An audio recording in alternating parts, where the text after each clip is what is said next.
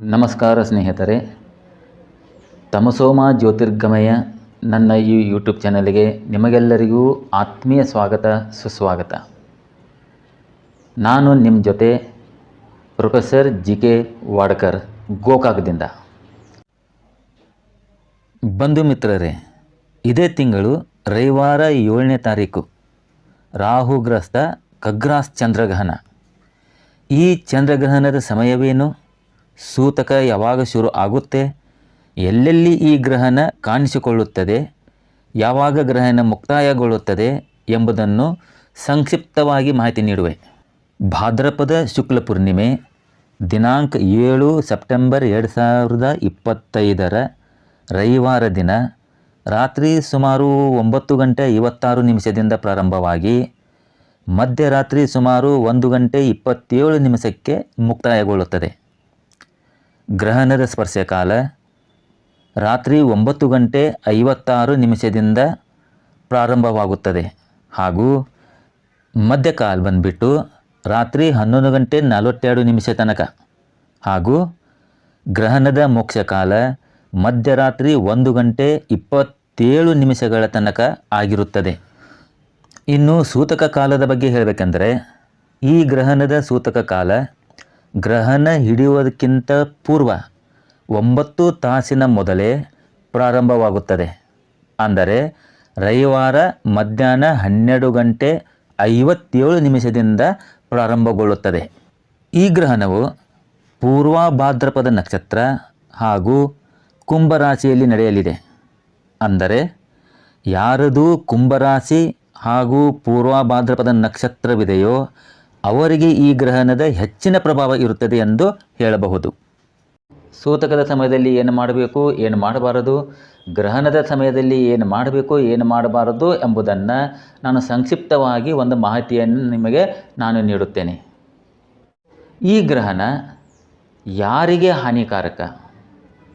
ಗ್ರಹಣ ಅಂತಂದರೆ ಎಲ್ಲರಿಗೂ ಹಾನಿಕಾರಕನೇ.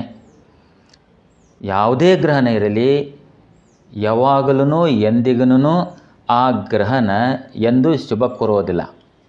ಯಾವುದೇ ಗ್ರಹಣವಾಗಿರಲಿ, ಸೂರ್ಯಗ್ರಹಣವಾಗಿರಲಿ, ಚಂದ್ರಗ್ರಹಣವಾಗಿರಲಿ, ಆ ಗ್ರಹಣವೇ, ಶುಭ ಅಂತ ಹೇಳಲಿಕ್ಕೆ ಆಗಲ್ಲ. ಯಾಕಂದರೆ ಗ್ರಹಣ ಅಂತಂದರೆ ಗ್ರಹಣವೇ. ಗ್ರಹಣದಿಂದ ಯಾರಿಗೂ ಲಾಭ ಆಗಲ್ಲ, ಯಾಕಂದ್ರೆ ಗ್ರಹಣ ಅದು. ಆದರೆ ಇಲ್ಲಿ ಹೆದರುವ ಅವಶ್ಯಕತೆ ಇಲ್ಲ. ಈ ಗ್ರಹಣ ಯಾರಿಗೆ ಹೆಚ್ಚು ಹಾನಿಕಾರಕ? ಈ ಗ್ರಹಣ ಯಾರಿಗೆ ಹೆಚ್ಚು ದೋಷ ಕೊಡುತ್ತದೆ? ಈ ಗ್ರಹಣದ ದುಷ್ಪರಿಣಾಮ ಯಾರಿಗೆ ಜಾಸ್ತಿ? ಮೊದಲೇ ಹೇಳಿದ ಹಾಗೆ ಈ ಗ್ರಹಣ ಕುಂಭರಾಶಿ ಹಾಗೂ ಪೂರ್ವ ಭಾದ್ರಪದ ನಕ್ಷತ್ರದವರಿಗೆ ಅಶುಭ ಪ್ರಭಾವ ಉಂಟು ಮಾಡುತ್ತದೆ. ಇಲ್ಲಿ ಗ್ರಹಣಕ್ಕೆ ಸಂಬಂಧಪಟ್ಟಂತೆ ಎಲ್ಲರೂ ಭಯಪಡುವ ಅಗತ್ಯವಿಲ್ಲ. ಏಕೆಂದರೆ ಯಾರ ಜಾತಕದಲ್ಲಿ ಗ್ರಹಣ ದೋಷವಿದೆಯೋ, ಚಂದ್ರನು ಪಾಪಗ್ರಹದಿಂದ ದುಷ್ಟನಿದ್ದರೆ, ಚಂದ್ರನು ಅಕಾರಕನಾಗಿದ್ದರೆ ಅಥವಾ ಚಂದ್ರನು ಪಾಪಾಕ್ರಾಂತನಾಗಿದ್ದರೆ, ನಿರ್ಬಲನಿದ್ದರೆ ಅಂಥವರಿಗೆ ಈ ಗ್ರಹಣವು ಹಾನಿ ಉಂಟು ಮಾಡಬಹುದು. ಅಲ್ಲದೆ ಯಾರ ಜಾತಕದಲ್ಲಿ ಈ ಸಮಯದಲ್ಲಿ ಚಂದ್ರದಶೆ, ರಾಹುದಶೆ, ಶನಿದಶೆ, ಗುರುದಶೆ ಇಲ್ಲ ಇವುಗಳ ಅಂತರದಶೆ ಅಥವಾ ಪ್ರತ್ಯಂತರ ದಶೆ ಈಗ ವರ್ತಮಾನದಲ್ಲಿ ನಡೆಯುತ್ತಿದ್ದರೆ ಅಂಥ ಜಾತಕದವರಿಗೆ ಮಾತ್ರ ಈ ಗ್ರಹಣವು ಅಶುಭವಾಗಿರುತ್ತದೆ ಹೊರತು ಎಲ್ಲರಿಗೂ ಅಲ್ಲವೇ ಅಲ್ಲ. ನಿಮ್ಮ ಜಾತಕ ನೋಡಿಕೊಳ್ಳಿ, ಗೊತ್ತಾಗುತ್ತೆ. ಇದರ ಅರ್ಥ ಉಳಿದವರಿಗೆ ರಾಜಯೋಗ ಬರುತ್ತೆ, ತುಂಬ ಲಾಭ ಆಗುತ್ತೆ, ಹೊಳೆಯಂತೆ ದುಡ್ಡು ಹರಿದು ಬರುತ್ತೆ ಅಂತಲ್ಲ.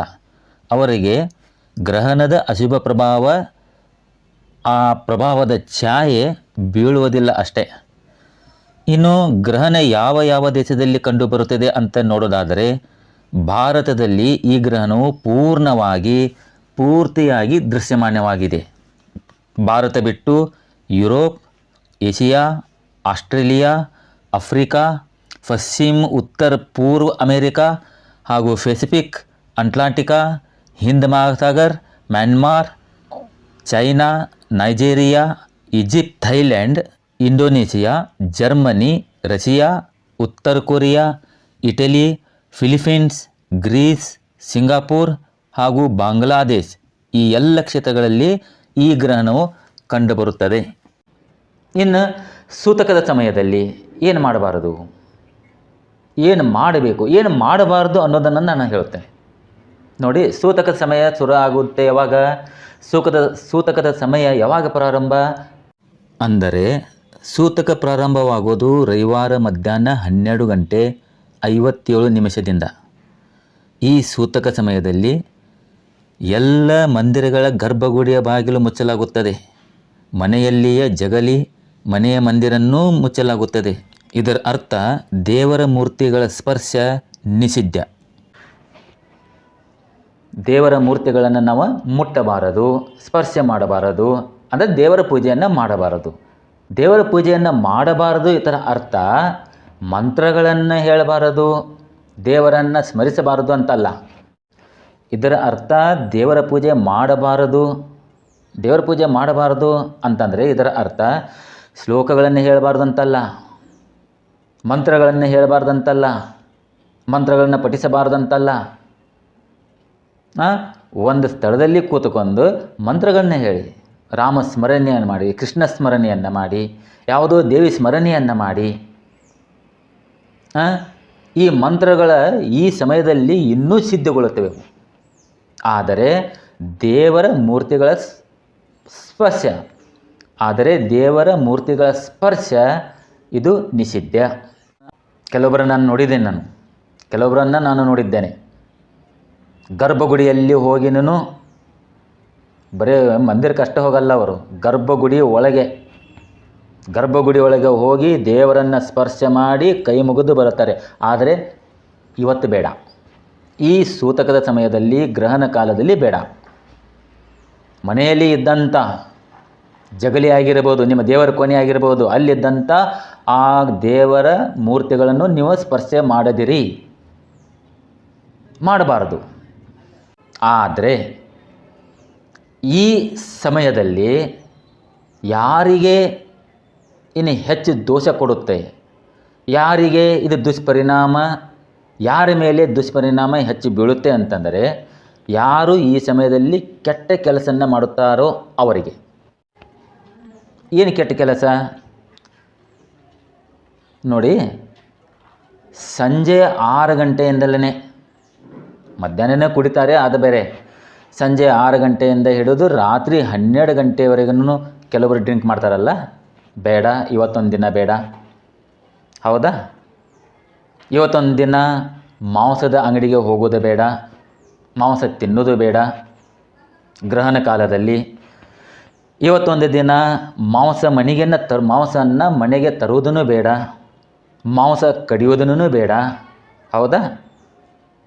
ಯಾಕೆ? ಈ ಗ್ರಹಣ ಭಾರತದಲ್ಲಿ ಕಾಣುತ್ತೆ ಸ್ವಲ್ಪ ಕೆಟ್ಟದಾಗಿದೆ. ಅಷ್ಟೇ ಅಲ್ಲ, ಈ ಗ್ರಹಣ ಕಾಲದಲ್ಲಿ,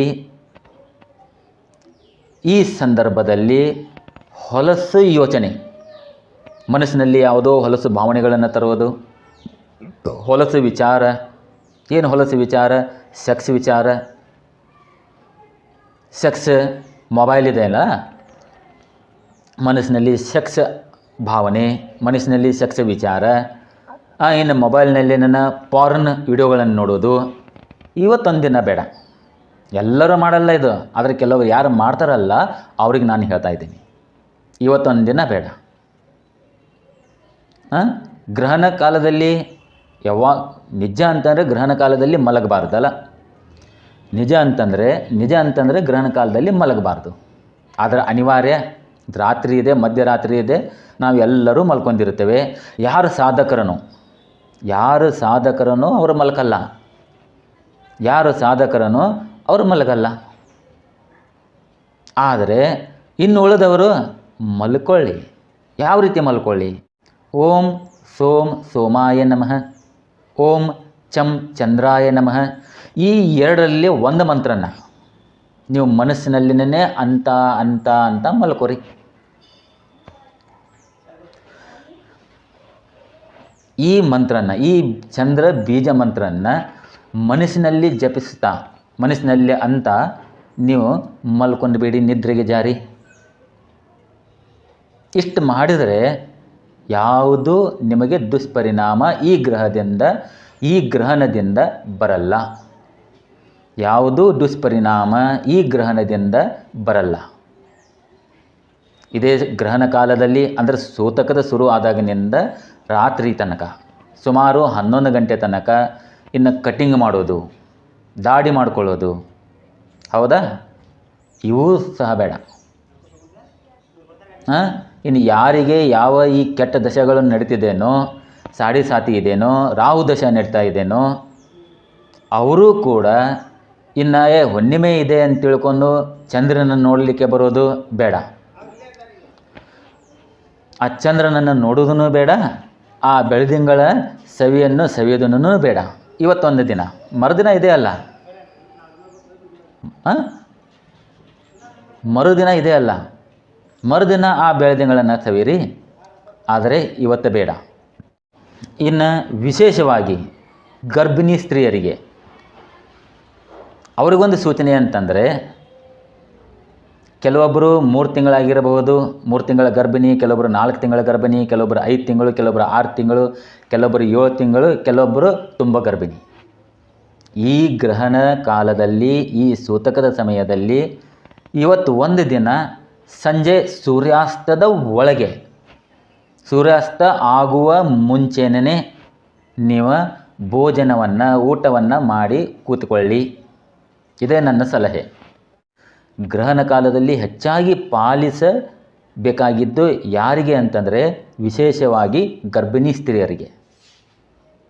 ಏನು ಮಾಡಬಾರ್ದು ಇವರೂ ಸಹ ಕೆಟ್ಟ ಯೋಚನೆ ಬೇಡ. ಇನ್ನು ಮೊಬೈಲ್ ಇದೆ ಅಂಥೇಳಿ ಇನ್ನು ಕೆಲವೊಬ್ಬರು ಇನ್ನು ಏನೇನೋ ಚಾಟಿಂಗ್ ಮಾಡ್ತಿರ್ತಾರಲ್ಲ, ಆ ಚಾಟಿಂಗನೂ ಬೇಡ.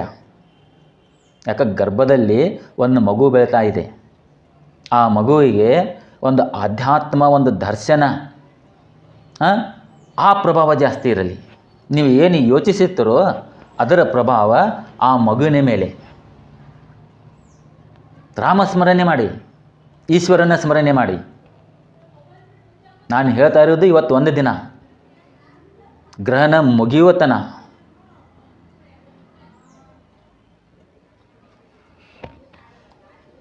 ನಿಮ್ಮನ್ನು ನೀವು ಭಕ್ತಿಯಲ್ಲಿ ಮುಳುಗಿ ಹೋಗಿ, ದೇವರ ಜಪ, ದೇವರ ಧ್ಯಾನ. ಏಕೆಂತಂದರೆ ಈ ಗ್ರಹಣ ಇಫೆಕ್ಟ್ ಕೊಡೋದೇ ಇನ್ನೂ ಜಾಸ್ತಿ ಯಾರಿಗೆ ಅಂತಂದರೆ ಗರ್ಭಿಣಿಯವರು ಇದ್ದರಿಗೆ. ಸಾಯಂಕಾಲ ನಂತರ ತಲೆ ಬಾಚಿಕೊಳ್ಳೋದಾಗಲಿ, ಅಥವಾ ನೇಲ್ ಕಟ್ ಮಾಡ್ಕೋದಾಗಲಿ, ಇನ್ನೇನೋ ಕೆರ್ಕೋದಾಗಲಿ, ಇದೆಲ್ಲವೂ ನಿಷಿದ್ಧ ಅವರಿಗೆ. ಇವತ್ತೊಂದು ದಿನ ನೀವು ಅಡುಗೆ ಮಾಡೋದು ಬೇಡ, ಯಾವುದು ಪಲ್ಯವನ್ನು, ತರಕಾರಿಯನ್ನು ಕೊಯ್ಯೋದನ್ನು ಬೇಡ.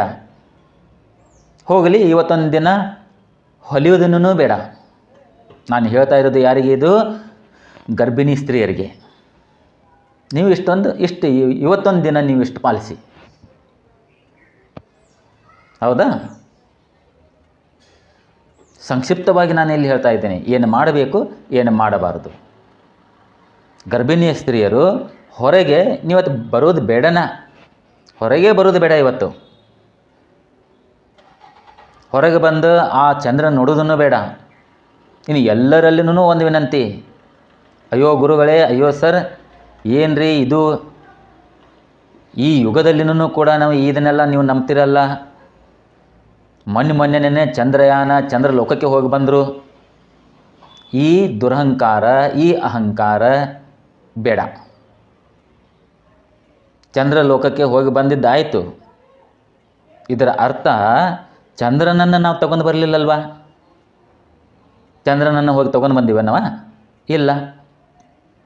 ಯಾವನೋ ಒಬ್ಬನ ಹೇಳಿದಪ್ಪ, ಸರ್ ನಾನು ಇವತ್ತು ಗರ್ಭಗುಡಿಗೆ ಹೋದೆ, ಮಂದಿರಕ್ಕೆ ಹೋದೆ, ಗರ್ಭಗುಡಿಗೆ ಹೋದೆ, ಒಳಗೆ ಹೋಗಿ ನಾನು ದೇವರನ್ನು ಮುಟ್ಟಿದೆ, ಇನ್ನು ನನಗೆ ಯಾವುದು ಭಯವಿಲ್ಲ, ದೇವರ ಭಯ ಇಲ್ಲ. ಇದರ ಅರ್ಥ ಚಂದ್ರಲೋಕಕ್ಕೆ ಹೋಗಿರಬಹುದು, ಆದರೆ ಚಂದ್ರನನ್ನು ನಾವು ತರಲಿಲ್ಲಲ್ಲ. ಏನೋ ಒಂದು ರಹಸ್ಯ, ಏನೋ ಒಂದು ನಿಗೂಢತೆ, ಏನೋ ಒಂದು ಶಕ್ತಿ ಈ ಪ್ರಕೃತಿಯಲ್ಲಿದೆ. ಅಂತ ಹೇಳಿನೇ ಈ ಪ್ರಕೃತಿಯಲ್ಲಿ ಇಂಥ ಅವಾಗವಾಗ ವಿಸ್ಮಯಗಳ ಆಗ್ತಾ ಇರುತ್ತವೆ. ಏನು ಯಾರೋ ವಿಜ್ಞಾನಿ ಅಂತ ತಿಳ್ಕೊಂಡು ಯಾರೋ ಒಬ್ಬ ವಿಜ್ಞಾನಿ ಬಂದ ಇವತ್ತು ಗ್ರಹನ ಹಿಡಿಸಿದನ, ಯಾವುದೋ ಒಂದು ಬಟನ್ ಒತ್ತಿ ಗ್ರಹನ ಹಿಡಿಯೋ ಹಾಗೆ ಮಾಡಿದನ? ಇಲ್ಲ. ಖಗೋಳೀಯ ಘಟನೆ ತನ್ನನ್ನು ತಾನೇ, ಹೌದಾ? ಇದನ್ನು ಯಾರಾದರೂ ಹೋಗಿ ಮಾಡಲಿಲ್ಲ. ಇವತ್ತು ಇಷ್ಟೊಂದು ವಿಜ್ಞಾನ ಮುಂದುವರೆದ್ರೂ ಇವತ್ತು ಚಂದ್ರನಿಗೆ ನೋಡಿ, ನಾವು ಮನೆಯಲ್ಲಿ ಯಾವ ರೀತಿ ಒಂದು ಲೈಟ್ ಹಚ್ತೀವಲ್ಲ, ಒಂದು ಬಟನ್ ಹೊಡಿತೀವಿ ಲೈಟ್ ಆನ್ ಆಗುತ್ತೆ, ಆ ರೀತಿ ನಾವು ಇನ್ನು ಸೂರ್ಯನಿಗೂ ಒಂದು ನಾವೇನು ಬಟನ್ ಇಟ್ಟಿದ್ದೀವೇನ? ಯಾರೋ ಒಬ್ಬ ವಿಜ್ಞಾನಿ ಬಂದುಬಿಟ್ಟು ಒಂದು ಬಟನ್ ಇಟ್ಟಿದ್ದಾನ? ಇಲ್ಲ. ಆ ಬಟನ್ ಒತ್ತಿದಾಗ ಸೂರ್ಯನ ಹುಟ್ಟಿದ, ಬಟನ್ ಒತ್ತಿದಾಗ ಸೂರ್ಯ ಮುಳುಗಿದ, ಬಟನ್ ಒತ್ತಿದಾಗ ಚಂದ್ರ ಉಗಮ ಆದ. ಈ ಥರ ಇಲ್ಲಲ್ಲ. ಈ ಪ್ರಕೃತಿಯಲ್ಲಿ ಏನೋ ಒಂದು ಆ ಶಕ್ತಿ ಇದೆ, ಅದು ನಮಗೆ ಗೊತ್ತಿಲ್ಲ. ಶಾಸ್ತ್ರಗಳು, ಆ ಗ್ರಂಥಗಳು, ವೇದಗಳು ಇವೆಲ್ಲ ಹಾಗೆ ಬರೆದಿಲ್ಲ. ನಾವು ಇದನ್ನೆಲ್ಲ ಮಜಾಕ್ ತಗೊತೀವಿ.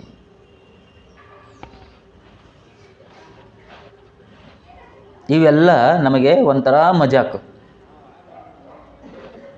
ಹಾಸ್ಯ ಮಾಡ್ತೀವಿ, ನಾವು ನಗ್ತೀವಿ, ಅಪಹಾಸ್ಯ ಮಾಡುತ್ತೇವೆ. ಮತ್ತೊಂದು ವಿಷಯ ಏನಂತಂದರೆ, ಗ್ರಹಣದ ಕಾಲದಲ್ಲಿ, ವಿಶೇಷವಾಗಿ ಸ್ಪರ್ಶ ಕಾಲದಿಂದ ಹಿಡಿದು ಮುಕ್ತಾಯದವರೆಗೆ, ಅಂದರೆ ಮೋಕ್ಷ ಕಾಲದವರೆಗೆ ಈ ಪೀರಿಯಡ್ ಏನಿದೆ ಅಲ್ಲ, ಈ ಸಮಯ ಏನಿದೆ ಅಲ್ಲ, ಈ ಸಮಯದಲ್ಲಿ ಹೌದಾ, ಮೂತ್ರ ವಿಸರ್ಜನೆ ಆಗಲಿ, ಮೂತ್ರಕ್ಕೆ ಹೋಗೋದು, ಟಾಯ್ಲೆಟಿಗೆ ಹೋಗೋದು, ಇದು ಕೂಡ ಬೇಡ. ಆ ಸಮಯದಲ್ಲಿ ಬೇಡ. ಎಟ್ಲೀಸ್ಟ್ ಈ ಸಮಯದಲ್ಲಿ ಕಂಟ್ರೋಲ್. ಗ್ರಹಣ ಬಿಟ್ಟ ನಂತರ ಹೋಗಿ, ಇದು ಬಹಳ ಮುಖ್ಯ.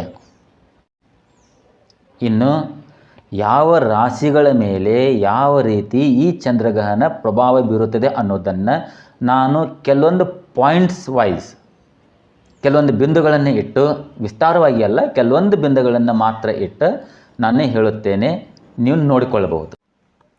ಮೇಷರಾಶಿ, ನೆನಪಿರಲಿ, ನಿಮಗೆ ಸಾಡೆ ಸಾತಿ ಶುರು ಆಗಿದೆ. ಶನಿ ವ್ಯಯದಲ್ಲಿದ್ದಾನೆ, ಖರ್ಚು ಜಾಸ್ತಿ, ಮಾನಸಿಕ ಚಿಂತೆ, ಉನ್ನತಿ ಇದ್ದರೂ ವಿಘ್ನಗಳು ಇವೆ, ಶತ್ರುಕಾಟ, ಉದರ ಸಮಸ್ಯೆ, ಗುಪ್ತರೋಗ ಕಾಡಬಹುದು. ವೃಷಭ ರಾಶಿ, ಇವರಿಗೆ ಶಾರೀರಿಕ ಪೀಡೆ, ಧನಹಾನಿ, ಆತ್ಮವಿಶ್ವಾಸಕ್ಕೆ ಧಕ್ಕೆ, ಕಾರ್ಯದಲ್ಲಿ ವಿಘ್ನವಿದೆ. ಮಿಥುನ ರಾಶಿ, ಮಕ್ಕಳ ಆರೋಗ್ಯದ ಸಮಸ್ಯೆ, ಮಕ್ಕಳ ಚಿಂತೆ, ಆರೋಗ್ಯದಲ್ಲಿ ಏರುಪೇರು, ಉನ್ನತಿ, ಅನಾವಶ್ಯಕ ದುಂದುವೆಚ್ಚ ಇವೆಲ್ಲವೂ ಸಂಭವಿಸಬಹುದು. ಕರ್ಕ ರಾಶಿ, ಶತ್ರುಭಯ, ಚಿಂತೆ, ಅಷ್ಟಮದಲ್ಲಿ ರಾಹು, ಅಷ್ಟಮದಲ್ಲಿ ಚಂದ್ರ, ಇದು ಒಳ್ಳೆಯದಲ್ಲ. ಅತೀ ಎಚ್ಚರದಿಂದ ಇರಬೇಕು. ಅಪಘಾತ ಭಯ, ಹಳೆಯ ರೋಗಗಳು ಮರುಕಳಿಸಬಹುದು. ಸಿಂಹರಾಶಿ, ನಿಮಗೂ ಸಹ ಅಷ್ಟಮ ಶನಿಯ ಕಾಟವಿದೆ. ದಾಂಪತ್ಯದಲ್ಲಿ ಒಡಕು, ಪಿತ್ತ ವಾತ ವಿಕಾರ ಜಾಸ್ತಿ ಆಗಬಹುದು. ಅನಾರೋಗ್ಯದ ಸಮಸ್ಯೆ, ಎಚ್ಚರದಿಂದ ಇರಿ. ಕನ್ಯಾ ರಾಶಿ, ಕನ್ಯಾ ರಾಶಿಯವರಿಗೂ ಸಪ್ತಮ ಶನಿಯ ಕಾಟ ಶುರು ಇದೆ. ಶತ್ರು ದಮನ ಆಗುತ್ತೆ, ಆದರೂ ಗುಲಬಲವಿದೆ, ಚಿಂತೆ ಬೇಡ. ತುಲಾರಾಶಿ, ತುಲಾರಾಶಿಗೆ ಧನಹಾನಿ, ಕಾರ್ಯ ವಿಳಂಬ, ಮಾನಸಿಕ ಚಿಂತೆ ಅಥವಾ ದುರಾಸೆ ಹೆಚ್ಚಾಗಬಹುದು.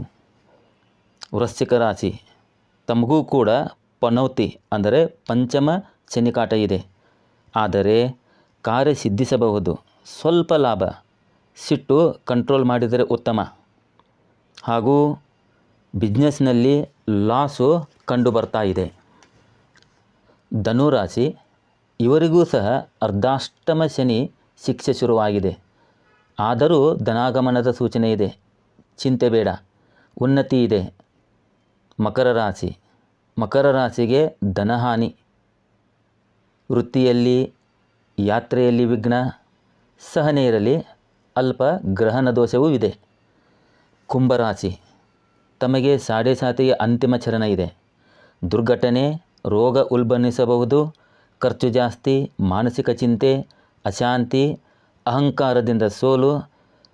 ಕುಂಭದಲ್ಲಿನೇ ಚಂದ್ರಗ್ರಹಣ ಆಗುವುದರಿಂದ ನಡೆಯುವುದರಿಂದ ನೀವು ಸ್ವಲ್ಪ ಎಚ್ಚರದಿಂದ ಇರಬೇಕು.